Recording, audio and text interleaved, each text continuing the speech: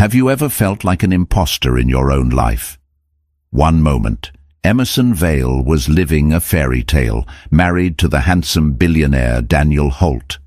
The next, she's at a glittering high society gala, and the one person who knows her darkest secrets, her bitter ex, corners her. He whispers poison in her ear, tearing down everything she's become. She's humiliated, exposed. But just when she thinks it can't get worse, her powerful husband steps in. What he does next silences the entire room and sets off a chain reaction that will shatter their perfect world. This isn't just a story about a slap. It's about the lies we tell ourselves and the brutal truth that hides behind the perfect Instagram post. The city of Etheria sparkled below their penthouse window, a carpet of diamonds thrown across black velvet. From the 68th floor of the Olympus Tower, the world seemed serene, orderly, a place where everything had its price and its position. Emerson Vale often stood at this window, a glass of Pinot Grigio in hand, trying to feel like she belonged in the sky. She didn't. She felt like a borrowed bird in a gilded cage, mesmerized by the view, but terrified of the fall. Her husband, Daniel Holt, was the architect of this cage. He wasn't a cruel man, not in the conventional sense. He was handsome, with a jawline that seemed carved from granite, and eyes the color of a stormy sea. He was generous, showering her with gifts that cost more than her parents' house. He was powerful, a titan of industry whose name was whispered with a mixture of reverence and fear in boardrooms across the globe. But his love was a possessive, suffocating thing. It was a love that curated her, polished her, and placed her on a pedestal for the world to admire. Another beautiful acquisition in the Holt collection. Tonight was the annual Etheria Foundation Charity Gala, the crown jewel of the city's social calendar. For Emerson, it was another performance. She had spent the afternoon in a flurry of activity orchestrated by others. A stylist named Antoine, who spoke in dramatic French-inflected sighs, had wrangled her auburn hair into an elaborate chignon. A makeup artist had painted her face into a mask of effortless elegance. And now she stood in their cavernous walk-in closet, staring at the dress Daniel had chosen for her. It was a column of emerald silk, a custom piece from a designer whose name Emerson could barely pronounce. It was stunning, of course. It clung to her slender frame, the fabric cool and heavy against her skin. But it felt like a costume. The real Emerson, the girl who grew up in a small town with dirt under her fingernails and dreams of being an artist, was buried somewhere deep beneath the silk and diamonds. "You look breathtaking." Daniel's voice, a low baritone that could command armies, startled her. He was standing behind her, already in his tuxedo. He adjusted his bow tie, his reflection next to hers in the floor-to-ceiling mirror. He wasn't just looking at her. He was assessing her, his gaze sweeping over every detail with the critical eye of a collector examining a masterpiece. "Thank you," she murmured, her voice a little tight. "The dress is beautiful." "Only the best for you, my love." He stepped closer, his hands settling on her bare shoulders. His touch was proprietary, a brand. "Tonight is important. The mayor will be there, and I'm finalizing the deal for the new waterfront development.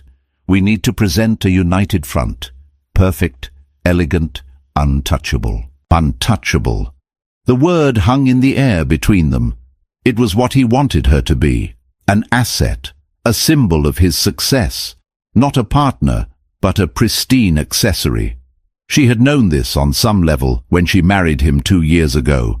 She had been a struggling painter, waitressing to make ends meet, drowning in debt from her art school loans. Daniel had swept into her life like a hurricane, dazzling her with a world she had only read about in magazines. He had seemed like a savior. He paid off her debts, gave her a studio, and promised her a life free of worry.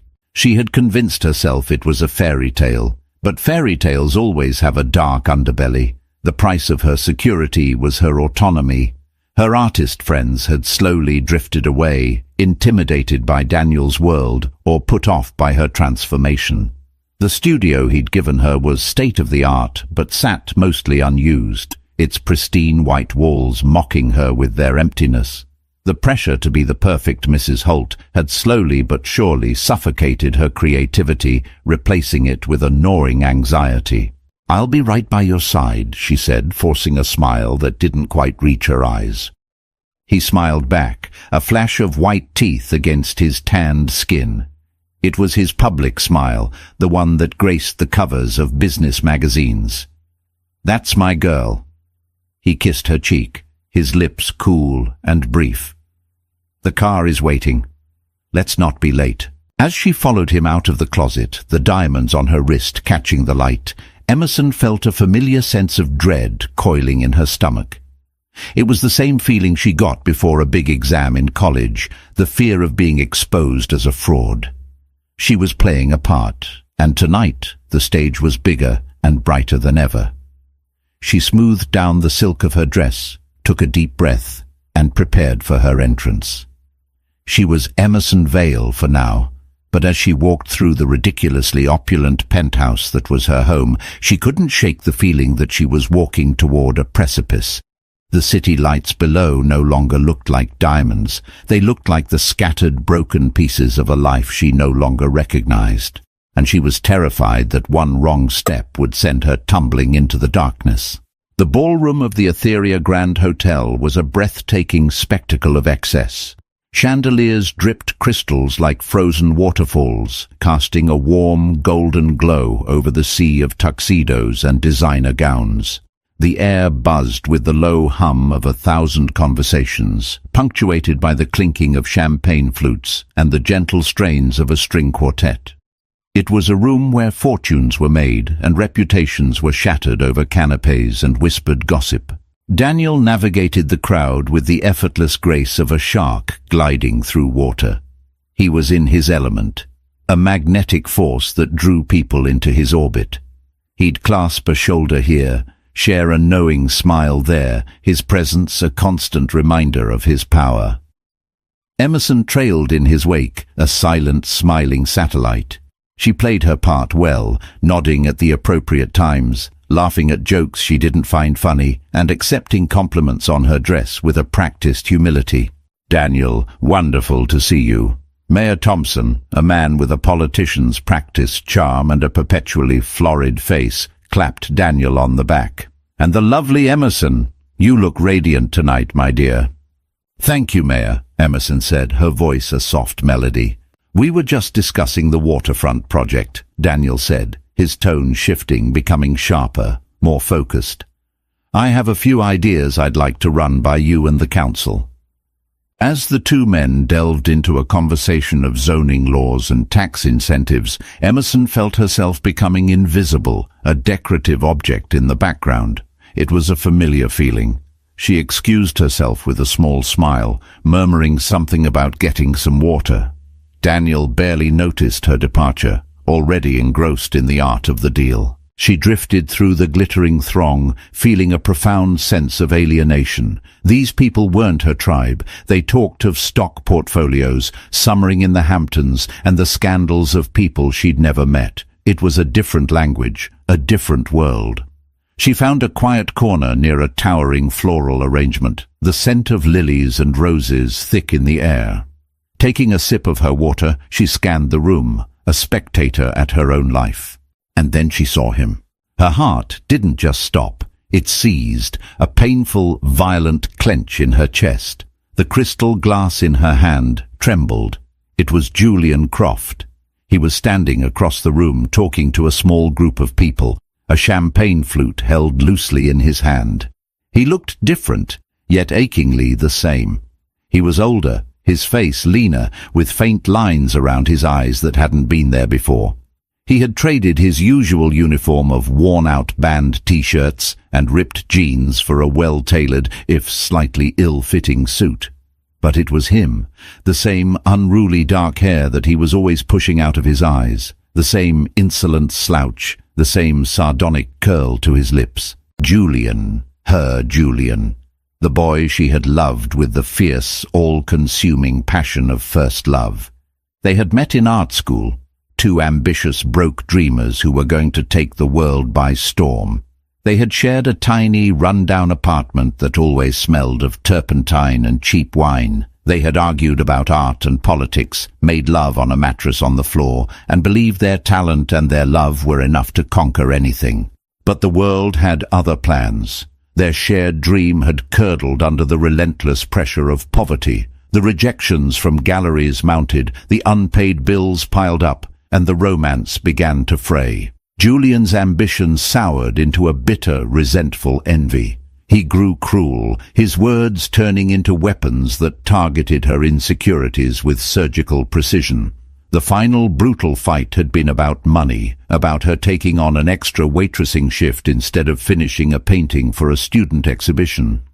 He had called her a sellout, a mediocre talent who was too scared to truly commit to her art. She had thrown a jar of paint water at him, staining the wall a murky brown, and walked out.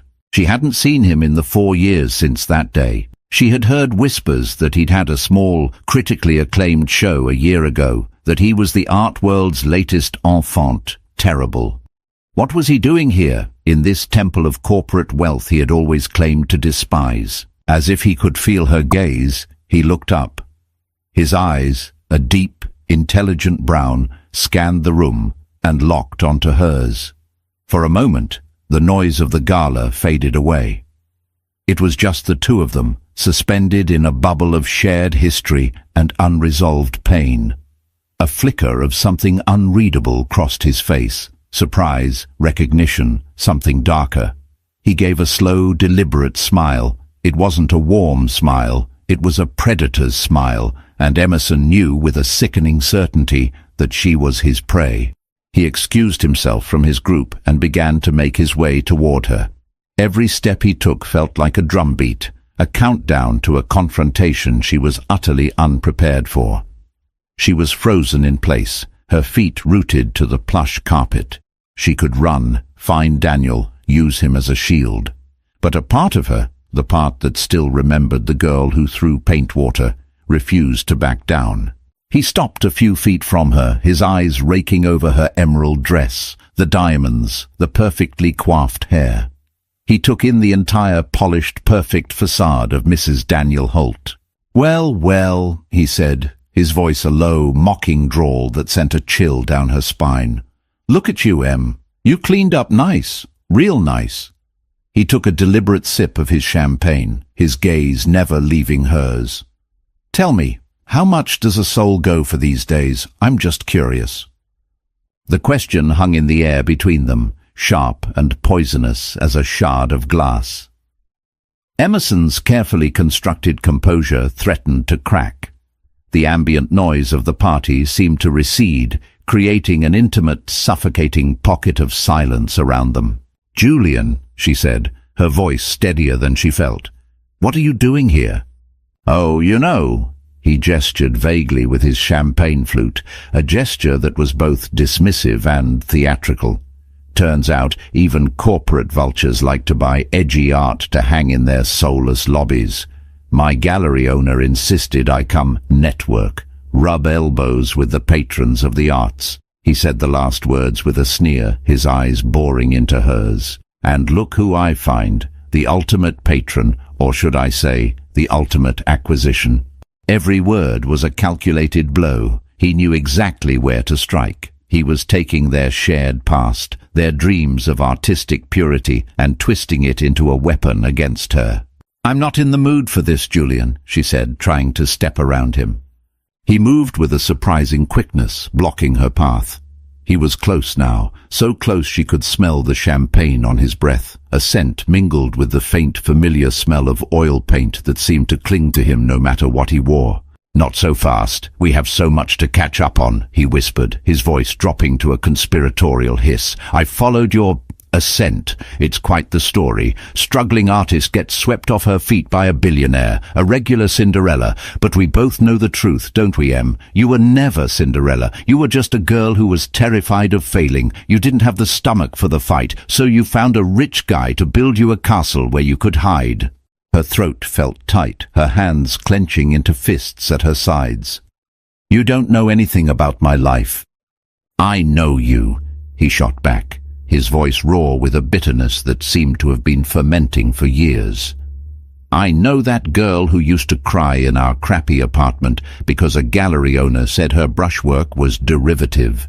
I know the girl who was so afraid of not being a genius that she'd rather not paint at all. Did you ever even finish that series you were working on, the one about urban decay? Or was it easier to just decorate this new life of yours?" He was excavating her deepest insecurities, laying them bare under the glittering chandeliers of the ballroom. He was right. She hadn't finished the series. She hadn't painted anything of substance in 2 years. The fear he spoke of was real, a cold, constant companion that she tried to numb with shopping sprees and charity luncheons. "My marriage is none of your business," she said, her voice trembling slightly. "Oh, but it is." His laugh was a short, ugly bark. "Because you made it my business when you chose this." He gestured around the opulent room. "Over us, over the art. You took the easy way out. You traded your talent for a life of being someone's pretty little accessory. Does he even know who you are? Does he know that you sleep with a nightlight because you're afraid of the dark? Does he know you hum off-key when you're nervous? Or does he just see the perfect, polished doll he paid for?" Tears pricked at the back of her eyes, hot and shameful. She refused to let them fall. She would not give him the satisfaction. "You're pathetic, Julian," she spat, her own venom surprising her. "You're so consumed by your own failure that you have to tear everyone else down. You couldn't handle it when I got a little bit of praise, and you can't handle it now. You reek of jealousy." His face hardened, the mocking smile vanishing. "Jealousy? Don't flatter yourself. I pity you. You're living in a cage, Emerson. A beautiful, expensive cage, but a cage nonetheless. And one day, your billionaire husband is going to get tired of his pretty little bird, and he'll find a new one. And what will you have then? No art, no soul, nothing." He leaned in closer, his voice a venomous whisper meant only for her. "Everyone here knows it, you know. They see you, the beautiful, tragic wife, the gold digger who hit the jackpot. They're all smiling to your face, but behind their hands, they're laughing at you, and at him for being foolish enough to buy the act." That was the final, devastating blow. It was her greatest fear, spoken aloud by the one person who knew her well enough to know it would destroy her.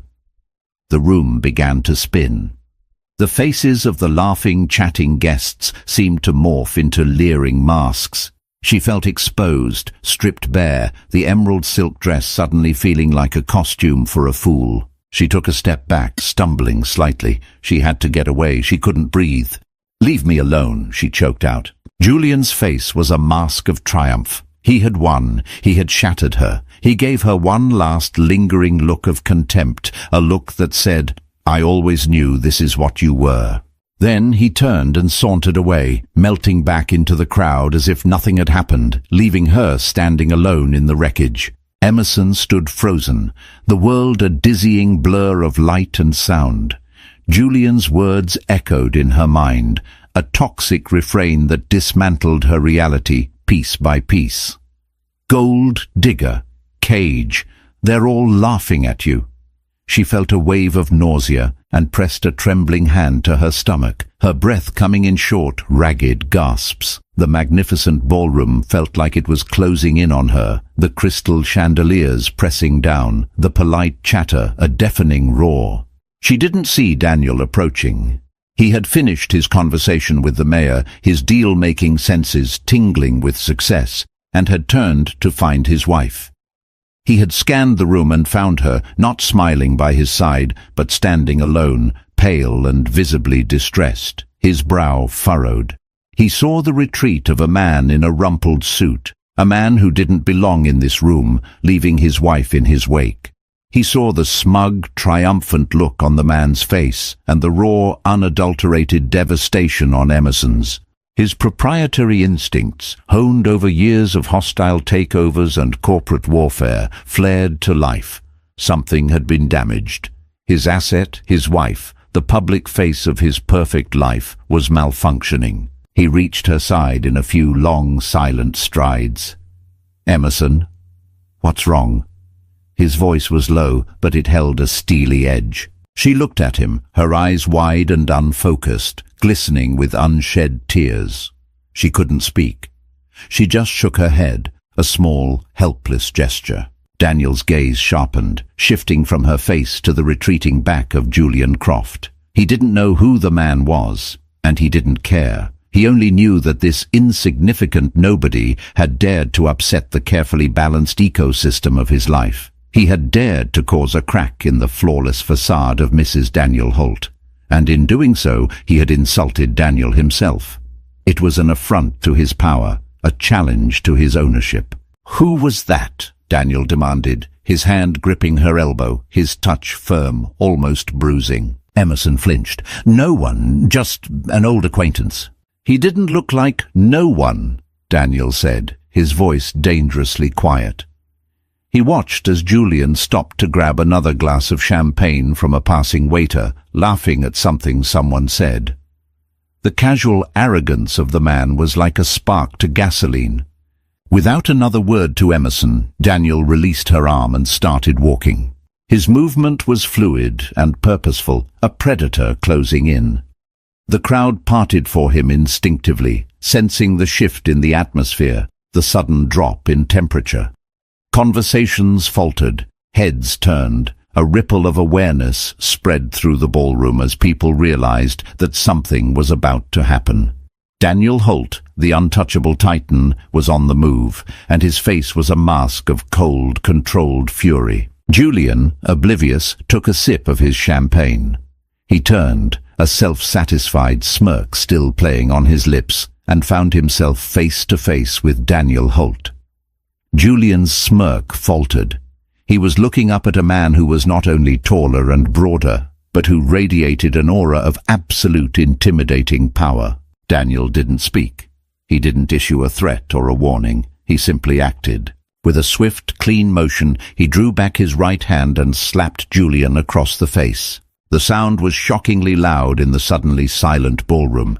It was a sharp, ugly crack that echoed off the high ceilings and gilded walls. It was the sound of leather on skin, of violence intruding upon civility. Julian's head snapped to the side from the force of the blow.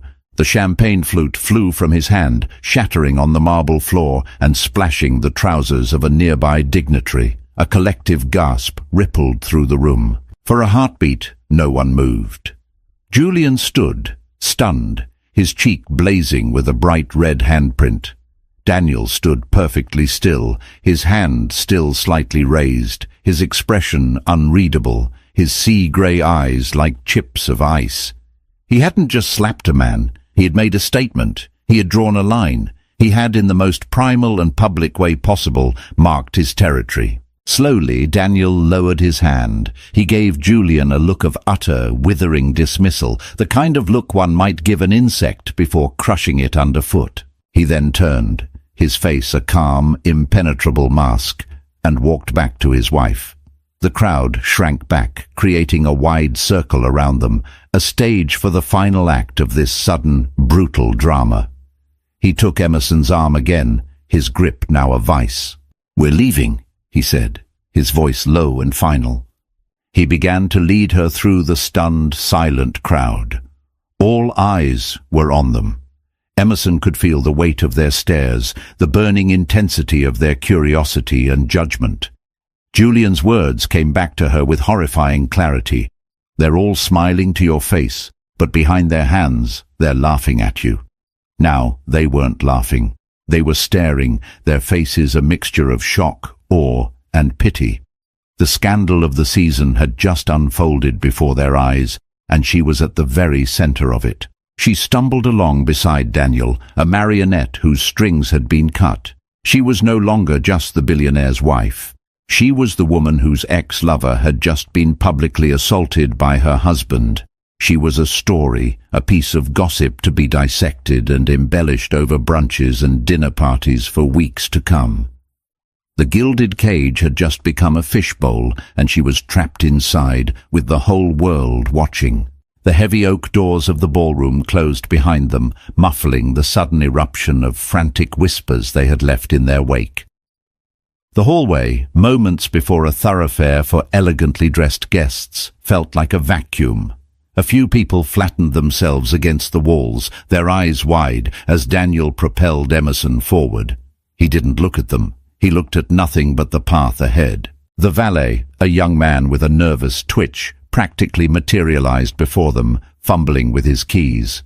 "Mr. Holt, sir." "The car! Now!"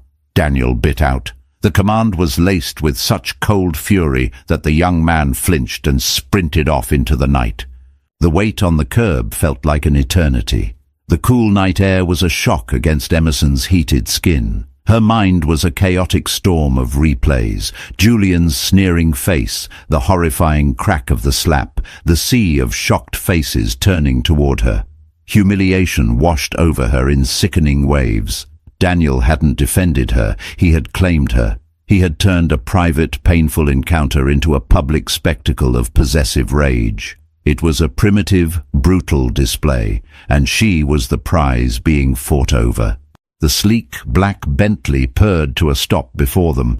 The valet scrambled to open the passenger door, avoiding eye contact.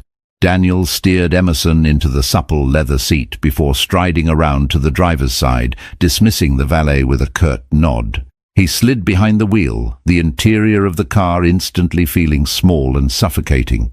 He started the engine and pulled away from the curb with a smooth, aggressive surge of power. The hotel, with its golden lights and gaping onlookers, receded in the rearview mirror, and then silence. It was a heavy, oppressive silence, thicker than any argument. The only sounds were the whisper of the tires on the asphalt and the soft hum of the climate control.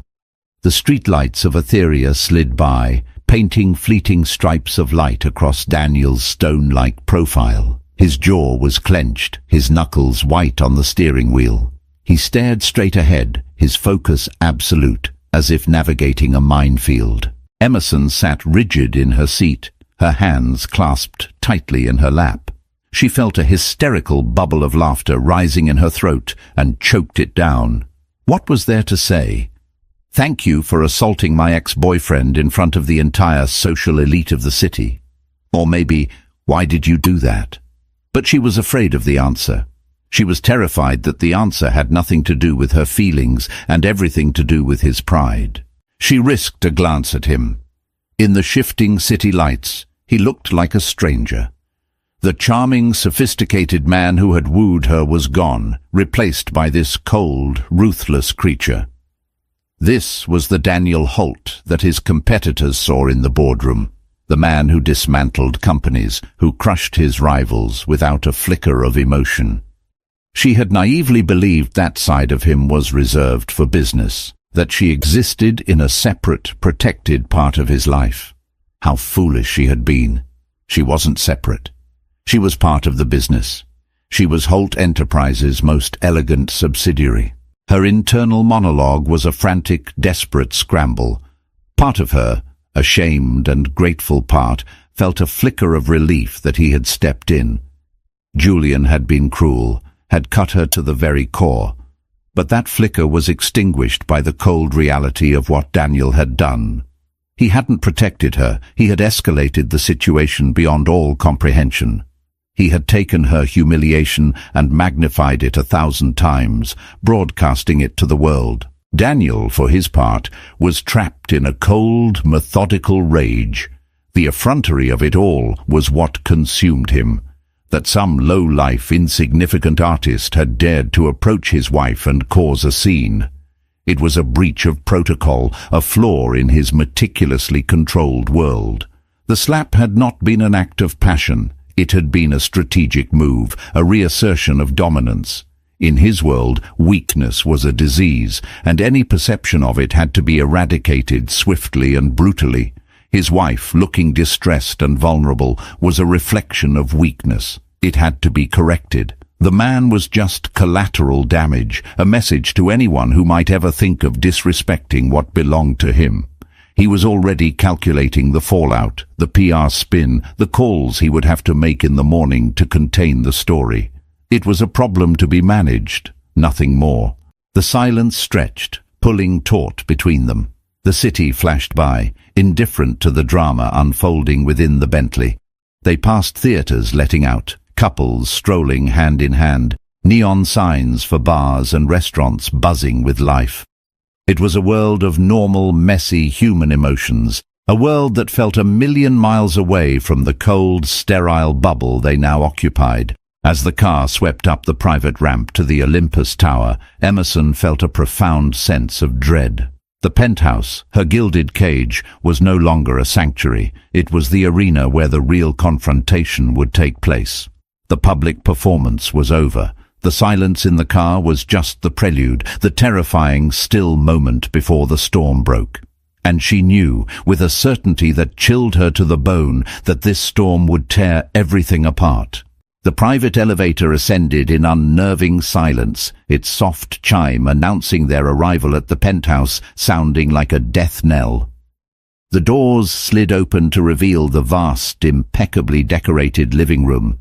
The floor-to-ceiling windows showcased the glittering city, but tonight the view offered no comfort, only a stark reminder of how high they were and how far they had to fall. Daniel strode into the room, shrugging off his tuxedo jacket and tossing it onto a minimalist white sofa. He walked to the bar, his movements stiff and economical, and poured himself a generous amount of scotch, the amber liquid splashing into a heavy crystal tumbler. Emerson followed him into the room, her emerald dress feeling like a lead weight. She wrapped her arms around herself, a futile attempt to ward off the chill that had settled deep in her bones. The silence from the car had followed them, growing more menacing in the cavernous space of their home. She had to break it. "Why?" The word came out as a ragged whisper. Daniel took a long swallow of his scotch, his back still to her. "Why what, Emerson?" "Why did you do that?" she asked, her voice gaining a sliver of strength. "At the party. You couldn't just have taken me home. You had to. To do that in front of everyone." He turned around slowly, his face illuminated by the cold, modern light fixtures. His expression was not one of remorse or concern. It was one of irritation, of impatience. "I did what was necessary," he said, his voice flat and devoid of emotion. "He was disrespecting you. Therefore, he was disrespecting me. An example had to be made." The coldness of his response stunned her. An example had to be made. He spoke as if it were a business transaction, a hostile negotiation. There was no mention of her pain, her humiliation. "An example?" she repeated, incredulous. "Daniel, that man, he was my ex-boyfriend, my very first love. It was personal, it was painful, and you turned it into a public blood sport. Do you have any idea how that felt? To have every single person in that room staring at me, pitying me." "I have a very good idea of how it felt," he retorted, setting his glass down with a sharp click. "It felt like my wife was being publicly harassed and was looking weak and defenseless. It felt like my judgment was being called into question for allowing such a person into my life. It was a loose end, a liability. I simply tied it up." The words hit her like a physical blow. Liability. Loose end. The clinical, detached language he used to describe a moment of profound personal pain was more brutal than the slap itself. The last fragile remnants of her fairy tale illusion began to crumble. "A liability," she whispered, her heart aching. "Is that what I am to you? An investment that needs to be protected? Was that slap for me, Daniel, or was it for your reputation, for the Holt brand?" "They are one and the same," he boomed, his voice finally breaking its icy control, echoing in the vast room. "Do you have any idea what my life is like? Every move I make is scrutinized. Every decision, every acquisition, every person I associate with reflects on me, on my company. When I married you, you became a part of that. I elevated you. I gave you a world you could only have dreamed of. All I ask in return is that you play your part. And tonight your past came knocking, threatening to tarnish the image we have so carefully built." The truth was laid bare, ugly and cold between them. He had elevated her. She had a part to play. It had never been a partnership. It had been a transaction. She provided beauty, elegance and a suitable background.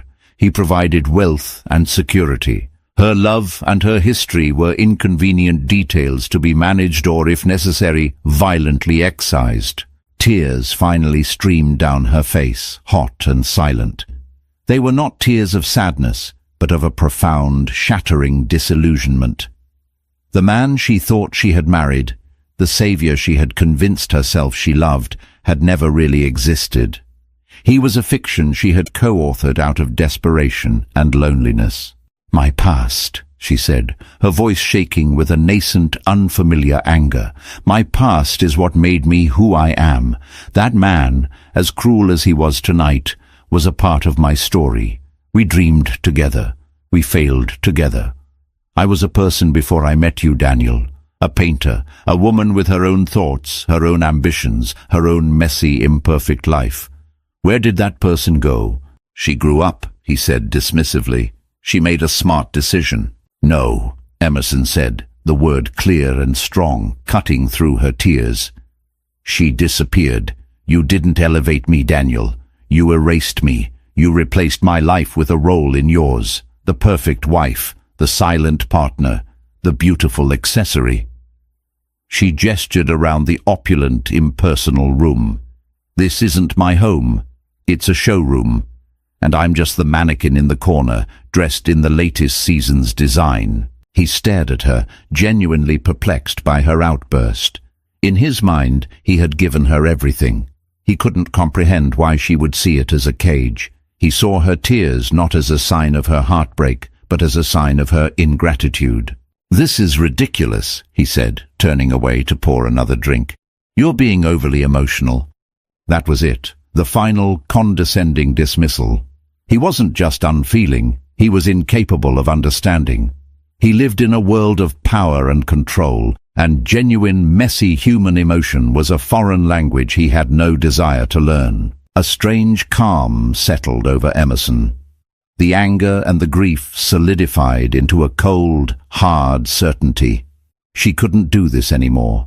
She couldn't be this person, this hollowed-out version of herself, for one more day. The slap at the party hadn't just been an assault on Julian. It had been an assault on her past, on her very identity, and it had, paradoxically, woken her up.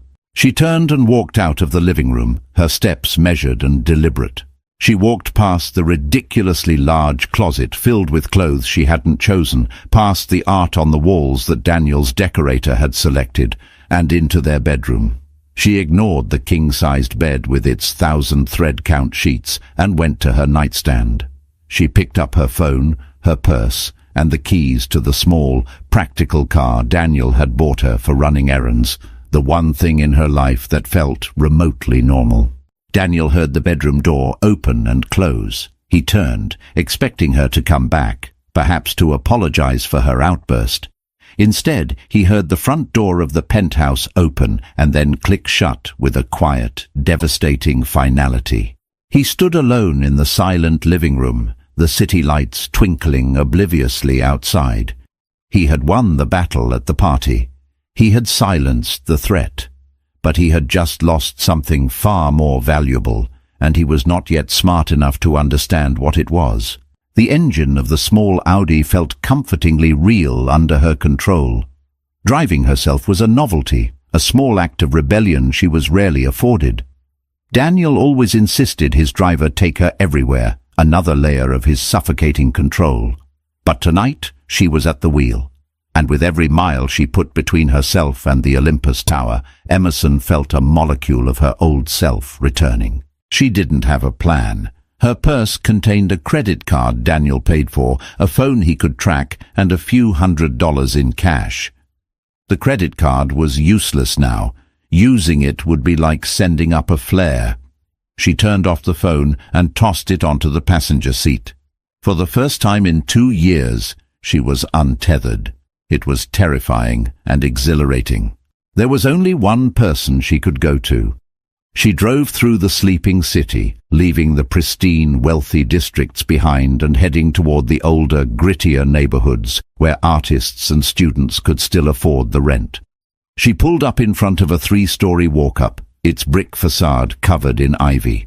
The building looked shabby compared to what she was used to, but it radiated a warmth and authenticity that her penthouse sorely lacked. She climbed the creaking stairs to the top floor and knocked on the door of apartment 3B. After a moment, the door opened a crack, a security chain still in place. A pair of tired, wary eyes peered out. "Em?" The voice was groggy with sleep. The chain rattled and the door swung open. Clara, her best friend from art school, stood there in faded pajama bottoms and an old concert t-shirt, her blonde hair a messy bun on top of her head. She blinked, taking in Emerson's tear-streaked face, her ridiculously glamorous emerald dress, and the diamonds sparkling on her wrist. "Oh, honey," Clara said, her expression shifting from confusion to deep concern. She pulled Emerson into a fierce hug. In the circle of her friend's arms, standing in the cramped, cluttered apartment that smelled of coffee and clay, Emerson finally broke. The sobs she had been holding back erupted, raw and convulsive. She cried for the girl she had been, for the woman she had lost, and for the hollow sham her life had become. Clara just held her, murmuring soothing words, not asking for explanations, just offering the simple, profound comfort of unconditional friendship. The next few days were a blur of shedding. Emerson traded the emerald silk dress for a pair of Clara's worn-in jeans and a soft, oversized sweater. The clothes were a comfort, a return to a life where fabric was for warmth, not for show. She took off the diamond necklace, the earrings, the bracelet. They felt like shackles. Clara placed them in a small box and tucked them away in a drawer, out of sight. They talked for hours. Emerson poured out the whole story, the loneliness, the suffocating control, the slow erosion of her identity, culminating in the horrific scene at the gala. Clara listened without judgment, her anger on Emerson's behalf a warming balm. "He didn't slap Julian for you, Em," Clara said, her voice firm, as they sat at her small kitchen table drinking cheap red wine from mismatched mugs. "He did it for him. It was a power play. Julian was just a prop. You were too." Hearing the truth spoken so plainly by someone else solidified Emerson's resolve. She wasn't just running away, she was running towards something, herself. Clara's apartment had a small, sun-drenched spare room that she used as a studio. It was messy, chaotic and beautiful. Canvases in various states of completion were stacked against the walls. Jars bristling with brushes stood on a paint-splattered table. The air smelled of turpentine and linseed oil. It was the smell of creation. It was the smell of home. For the first few days, Emerson just sat in the room, breathing it in. She touched the stiff bristles of the brushes, ran her fingers over the rough texture of a blank canvas. The fear was still there, the voice of Julian and the voice of her own self-doubt whispering that she was a fraud, that she had lost whatever talent she once had. But then, one afternoon, she picked up a piece of charcoal. Her hand felt clumsy at first, the muscle memory gone rusty. But she started to sketch, simple lines at first, then shapes. She drew the view from the studio window, a tangle of fire escapes and rooftops. She drew Clara, asleep on the couch. She drew her own hand, the fingers stained with black charcoal. The act of creation was a revelation. It was a conversation with herself, a way of processing the turmoil inside her. The fear began to recede, replaced by a quiet, focused intensity. She bought some cheap canvases and paints with the cash she had. She started to paint again. It wasn't perfect.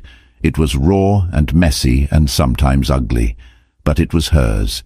She was reclaiming her voice, stroke by painful, liberating stroke. She found a job at a local coffee shop, the same kind of place she had worked at before Daniel. The work was tiring, the pay was minimal, but it was honest. She came home each day smelling of coffee beans, her muscles aching, and she felt more alive than she had in years. She was earning her own money, building a life, however small, that belonged to her. She knew Daniel would be looking for her.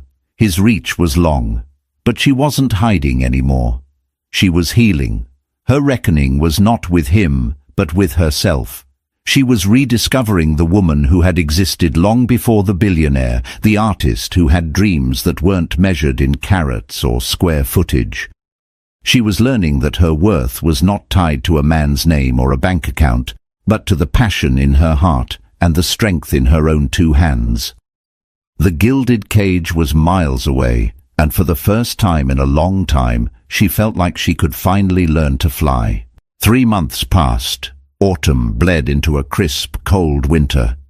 Emerson's life settled into a new rhythm, one dictated by the morning rush at the coffee shop and the long, quiet hours in the studio. The paintings she created were different from her earlier work. They were bolder, filled with a raw, chaotic energy. She poured all her anger, her grief, and her burgeoning hope onto the canvas. It was a visual diary of her own resurrection. She had filed for divorce through a legal aid lawyer, a humble process that involved paperwork and waiting, a stark contrast to the high-powered attorneys who had orchestrated her prenuptial agreement. She wanted nothing from Daniel, not his money, not his name. She only wanted her freedom. One evening, as she was closing up the coffee shop, the bell above the door chimed. She looked up from wiping down the counter, a weary but genuine smile ready for a last-minute customer. The smile froze on her face. It was Daniel. He looked thinner, his usually impeccable suit slightly rumpled. There were shadows under his eyes that hadn't been there before. He looked tired, and for the first time since she had met him, uncertain. "Emerson," he said, his voice quiet, stripped of its usual commanding tone. Her heart hammered against her ribs, a primal fight-or-flight response. But she stood her ground. She was no longer the frightened woman in the emerald dress. "What are you doing here, Daniel?" she asked, her voice even. I've been looking for you," he said, taking a hesitant step into the empty cafe. "My investigators found you weeks ago. I told them to stand down. I knew you wouldn't come back if I forced you." The admission surprised her. The old Daniel would have sent a car and an ultimatum. "I'm not coming back," she said, her words firm, leaving no room for negotiation. "I know." He let out a long breath, a sound of weary resignation. "I didn't come to ask you to. I came to apologize." Emerson stared at him, skeptical. Apologies were not part of his vocabulary. He looked around the small coffee shop, at the simple wooden tables and local art on the walls. "The penthouse is empty," he said, his gaze returning to her. "It's just a big, quiet space. I never realized how much noise you made. Not loud noise, just life. The humming, the sound of your pencil on a sketch pad. It's all gone." He took another step closer. "That night, at the party, I was wrong. I was so profoundly, arrogantly wrong. I didn't see you, Emerson. I saw a reflection of myself, an extension of my brand. I thought I was protecting my territory. I behaved like a barbarian." He paused, seeming to struggle with the words. "And when you left, I thought it was a tantrum. I thought you'd be back in a few days when the money ran out, but you weren't. And the quieter the penthouse got, the louder my own thoughts became. I realized that you were right. I didn't marry a partner. I acquired an asset, and in doing so, I destroyed the very thing that drew me to you in the first place. Your fire, your spirit, your art." He gestured toward a small painting she had hung on the cafe wall, one of her new pieces, a chaotic swirl of color and emotion. "That," he said, his voice thick with an emotion she couldn't identify, "is you. I haven't seen that person in 2 years. I'm the one who snuffed her out." Emerson listened, her defenses still up, but a crack had appeared. This was not a performance. This was a man stripped bare, confronting a truth about himself that he had long avoided. This was a man who had finally experienced a consequence that he couldn't buy his way out of. Her absence had been more powerful than her presence ever was. "I signed the divorce papers," he said quietly, pulling an envelope from his jacket pocket and placing it on the counter. "My lawyers will be in touch with yours. I'm not contesting anything. You are free." She looked from the envelope to his face.